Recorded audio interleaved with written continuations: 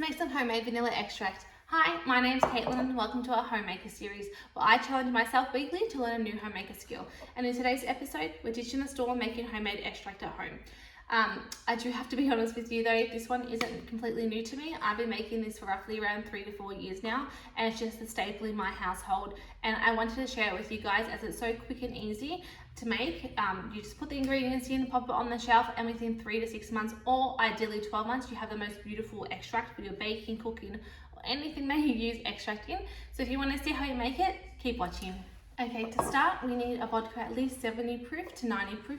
This one's 74 proof. I just purchased it from Aldi, so this will be perfect. We also need at least 20 grams of grade B vanilla beans, which I just buy from Amazon, and a bottle to store in. This one just has a rubber cork top. So I'm going to start off with slicing my vanilla beans down the center and adding them to my bottle, and then covering it with the vodka.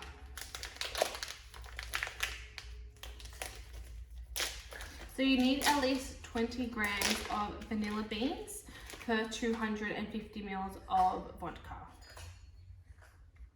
Oh, these vanilla beans smell wonderful.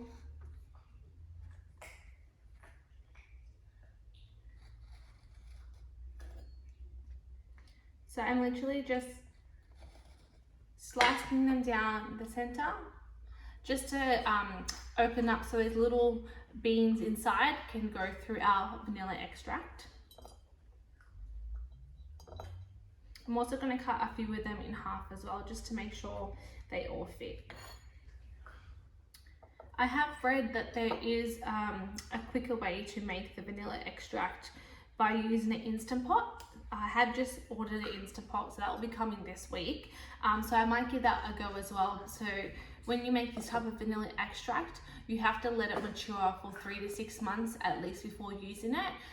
This isn't the one I previously made 5 months ago, and I'm nearly done, so it's about time to make another one. So when I finish this, I have my next batch ready. But this has been 5 months, and I do like the flavour of this.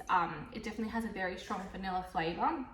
So I do actually want to keep this bottle, I think, for 3-6 months, and I might make another bottle and leave that for 12 months to see if I actually notice a noticeable difference, and see how I like it. And if I do like it, well, next time I make it, I'll have to make a batch of 4 bottles to have it sitting for 12 months.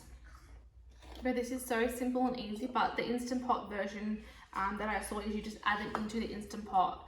I don't really remember the exact steps, but they added it into the Instant Pot, cooked it for a certain amount of time, and it was ready straight away to use. So that might be another option if you don't want to wait the 3 to 6 or 12 months for the ideal flavour. But this way is just so simple, easy, less equipment, less mess. So this is the way that I do it. So we've got our 20 grams of vanilla beans in here. And we're just going to make sure that we fully cover them, and this jar is 250 mils, so I'm just going to fill it all the way up.